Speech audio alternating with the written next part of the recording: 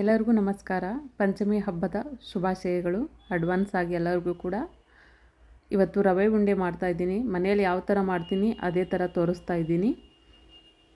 ನೋಡಿ ಎಷ್ಟೊಂದು ಮೃದುವಾಗಿ ಸಾಫ್ಟಾಗಿ ಮರಳಾಗಿ ಬಂದಿತ್ತು. ಅಳತೆ ಪ್ರಕಾರ ಹೇಳ್ತೀನಿ, ಅದೇ ಥರ ಮಾಡ್ಕೊಳ್ಳಿ. ಹೊಸೊಬ್ಬರಾದರೂ ಕೂಡ ಫೇಲ್ ಆಗುವಂಥ ಚಾನ್ಸ್ ಇಲ್ಲ, ಕರೆಕ್ಟಾಗಿ ಬರುತ್ತೆ. ಇದೇ ಅಳತೆಯಲ್ಲೇ ಮಾಡ್ಕೊಳ್ಳಿ ನೀವು ಕೂಡ. ಇದಕ್ಕೆ ಅರ್ಧ kg ಲೆಕ್ಕದಲ್ಲಿ ಹೇಳ್ತಾ ಇದ್ದೀನಿ. 500 ಗ್ರಾಮ್ ರವೆ ಬೇಕಾಗುತ್ತೆ. ಬಾಂಬೆ ರವೆ, ಜಿನಗ್ ರವೆ ಅಂತಿರಲ್ಲ, ಉಂಡಿ ರವೆ, ಅದನ್ನೇ ತಗೊಳ್ಳಿ. 500 ಗ್ರಾಮ್ ಇದೆ. 400 ಗ್ರಾಮಷ್ಟು ಸಕ್ಕರೆ ಬೇಕಾಗುತ್ತೆ. 400 ಗ್ರಾಮ್. 100 ಗ್ರಾಮಷ್ಟು ತುಪ್ಪ ತೊಗೊಳ್ತಾ ಇದ್ದೀನಿ. ನೀವು ಬೇಕಿದ್ರೆ ಇನ್ನೂ ಸ್ವಲ್ಪ ಹಾಕ್ಕೋಬೋದು. 100 ಗ್ರಾಮ್ ಕರೆಕ್ಟಾಗಿ ಬಂದಿತ್ತು. ಸ್ವಲ್ಪ ಒಣ ಕೊಬ್ಬರಿ, ಯಾಲಕ್ಕಿ, ದ್ರಾಕ್ಷಿ, ಗೋಡಂಬಿ ಸೇರಿಸ್ತಾ ಇದ್ದೀನಿ. ಗೋಡಂಬಿನ ಚಿಕ್ಕದಾಗಿ ಕಟ್ ಮಾಡ್ಕೊಳ್ಳಿ. ಮಾಡುವಂಥ ವಿಧಾನವನ್ನು ಸ್ವಲ್ಪ ಅಬ್ಸರ್ವ್ ಮಾಡ್ಕೊಳ್ಳಿ. ಇವಾಗ ತುಪ್ಪ ಹಾಕ್ತಾ ಇದ್ದೀನಿ. ಫಸ್ಟ್ ಕಡಾಯಿಗೆ, ಬಿಸಿಯಾದ ಕಡಾಯಿಗೆ ತುಪ್ಪ ಹಾಕಿ ನಂತರ ರವೆಯನ್ನು ಹಾಕ್ಕೋಬೇಕಾಗುತ್ತೆ. 10 ನಿಮಿಷ ಬೇಕಾಗಿತ್ತು ಈ ರವೆ ನಾನು ಹುರಿಬೇಕಂದ್ರೆ. ಫಾಸ್ಟಾಗಿ ಮಾಡಿದರೆ ರವೆ ಉಂಡೆ ಚೆನ್ನಾಗಿ ಬರಲಿ, ಕಚ್ ಅಂತ ಅನ್ನೋಕ್ಕೆ ಸ್ಟಾರ್ಟ್ ಆಗುತ್ತೆ ರವೆ ಥರ ಬಾಯಲ್ಲಿ. 10 ನಿಮಿಷ ಪೇಷನ್ಸಿಂದ ನಿಧಾನವಾಗಿ ಹುರ್ಕೊಳ್ಳಿ. ಮನೆಯೆಲ್ಲ ಘಮ ಘಮ ಅನ್ಬೇಕದು ಗೊತ್ತಾಗ್ತಾ ಇರುತ್ತೆ. ಸ್ಮೆಲ್, ಕಲರ್ ಕೂಡ ಚೇಂಜ್ ಆಗಬಾರ್ದು. ಗ್ಯಾಸನ್ನು ಹೈ ಆಗಿ ಇಡೋಕ್ಕೆ ಹೋಗ್ಬೇಡಿ, ಜೋರಾಗಿ ಸ್ಲೋ ಆಗಿಟ್ಟು ಚೆನ್ನಾಗಿ ಹುರ್ಕೊಳ್ಳಿ.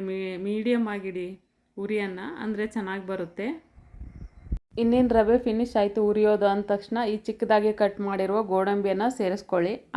ಆ ತುಪ್ಪದಲ್ಲಿನೇ ಅದು ಕೂಡ ಫ್ರೈ ಆಗುತ್ತೆ. ಎಕ್ಸ್ಟ್ರಾ ತುಪ್ಪ ಹಾಕಿ ಹುರ್ಕೊಳ್ಳೋವಂಥ ಅವಶ್ಯಕತೆ ಇಲ್ಲ. ಗೋಡಂಬಿ ಈ ಥರ ಚಿಕ್ಕದಾಗಿ ಹಾಕ್ಕೊಳ್ಳಿ. ಉಂಡೆ ತಿನ್ನುವಾಗ ಮಧ್ಯೆ ಬಂದರೆ ಟೇಸ್ಟ್ ಚೆನ್ನಾಗಿರುತ್ತೆ. ತುರಿದಿರುವಂಥ ಕೊಬ್ಬರಿ ಕೂಡ ಇವಾಗಲೇ ಸೇರಿಸ್ಕೊಳ್ಳಿ. ತುರಿದು ಹಾಕ್ಕೊಳ್ಳಿ, ಚೆನ್ನಾಗಿರುತ್ತೆ. ಅಥವಾ ಮಿಕ್ಸರ್ ಆದರೂ ಮಾಡಿ ಹಾಕ್ಕೋಬೋದು. ಸ್ವಲ್ಪ ಕೊಬ್ಬರಿ ಬೇಕಿದ್ದರೆ ಹಾಕ್ಕೊಳ್ಳಿ, ಇಲ್ಲದೆ ಹೋದರೆ ಅವಶ್ಯಕತೆ ಇಲ್ಲ. ಸಾಂಪ್ರದಾಯಿಕವಾಗಿಯೇ ಬೇಕು ಅಂದರೆ ಇದೇ ಥರ ಮಾಡ್ಕೋಬೇಕಾಗುತ್ತೆ. ಎಲ್ಲದನ್ನು ಪದ್ಧತಿ ಸೀರೆ ಹಾಕಬೇಕಾಗುತ್ತೆ ನೀವು. ಬಾದಾಮ್ ಕೂಡ ಸೇರಿಸ್ಕೋಬೋದು. ನಿಮ್ಗೆ ಯಾವ ಥರ ಡ್ರೈ ಫ್ರೂಟ್ಸ್ ಬೇಕೋ ಅದನ್ನೆಲ್ಲ ಇದಕ್ಕೆ ಆ್ಯಡ್ ಮಾಡ್ಕೊಳ್ಳಿ ಇವಾಗಲೇ. ಇನ್ನೇನು ಫಿನಿಶ್ ಆಗ್ತಾ ಬರ್ತಾ ಇದೆ. ಯಾವುದೇ ಕಾರಣಕ್ಕೂ ಹೊತ್ತಬಾರ್ದು, ಅದು ಕರ್ಗ ಆಗಬಾರ್ದು, ಕಪ್ಪಾಗಬಾರ್ದು. ಆ ಥರ ಒಂದು ಪ್ಲೇಟ್ಗೆ ಎತ್ತಿ ಇಟ್ಕೊಂಡಿದ್ದೀನಿ. ಇದು ಸ್ವಲ್ಪ ತಣ್ಣಗಾಗಲಿ. ಇವಾಗ ಸಕ್ಕರೆ ಪಾಕ ಮಾಡ್ಕೊಳ್ಳೋಣ.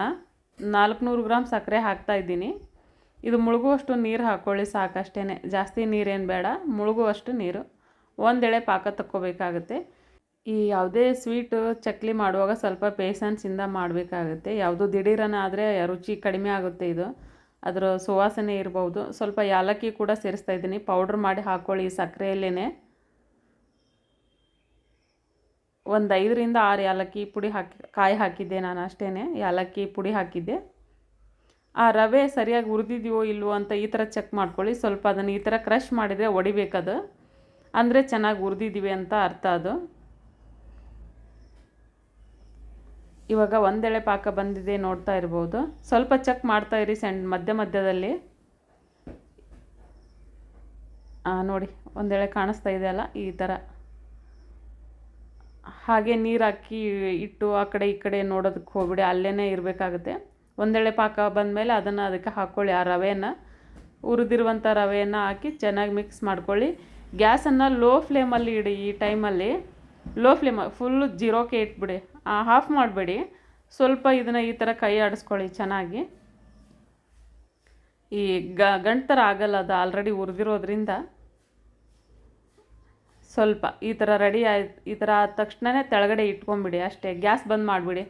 ಗ್ಯಾಸ್ ಆಫ್ ಮಾಡಿ ಒಂದು 10 ನಿಮಿಷ ಇದನ್ನು ಬಿಡಬೇಕಾಗುತ್ತೆ, ಹಾಗೆಯೇ ಲಡ್ಡು ಮಾಡೋದಕ್ಕೆ. ಕೆಳಗಡೆ ಇಟ್ಟಿದ್ದೀನಿ ನೋಡಿ ನಾನು. ಮಧ್ಯೆ ಕೈ ಆಡಿಸ್ತಾ ಇರಬೇಕಾಗುತ್ತೆ. ಮತ್ತು ಹಾಗೇ ಮುಚ್ಚಿಟ್ಟು ಯಾವಾಗಲೂ ನೋಡೋದಲ್ಲ. ಸ್ವಲ್ಪ ಈ ಥರ 1 ಸಲ ಅಥವಾ 2 ಸಲ ಈ ಥರ ಕೈಯಿಂದ ಕಲಿಸಿ ಮತ್ತೆ ಮುಚ್ಚಿಟ್ಬಿಡಿ ಅದನ್ನು. ನೈಟ್ ಮಾಡಿ ಬೆಳಗ್ಗೆ ಕೂಡ, ನೈಟ್ ಎಲ್ಲ ರೆಡಿ ಮಾಡಿಟ್ಟು ಬೆಳಗ್ಗೆ ಉಂಡೆ ಕಟ್ಟಬಹುದು. ಈ ಥರ ನೋಡಿ ಬಂದಿತ್ತು. ಅಕಸ್ಮಾತ್ ಇದು ನಿಮ್ಗೆ ಭಾಳ ಡ್ರೈ ಆಗಿದೆ ಅಂದರೆ ವಾಪಸ್ ಬಿಸಿ ಮಾಡೋದಕ್ಕೆ ಇಡ್ಬೋದು. ನೀರು ಏನೋ ಒಂದು ಸೇರಿಸೋದಕ್ಕೆ ಹೋಗಬೇಡಿ. ಇದೇನಿದೆ ಅಲ್ಲ, ಇದನ್ನೇ ಸ್ವಲ್ಪ ಒಲೆ ಮೇಲೆ ಇಟ್ಟರೆ ಅದು ಸ್ವಲ್ಪ ಮೆತ್ತಗಾಗುತ್ತೆ. ಆ ಥರ ಮಾಡ್ಕೊಳ್ಳಿ. ಮತ್ತೆ ಉಂಡೆ ಕಟ್ಟೋದಕ್ಕೆ ಸ್ಟಾರ್ಟ್ ಆಗುತ್ತೆ ಅಷ್ಟೇ.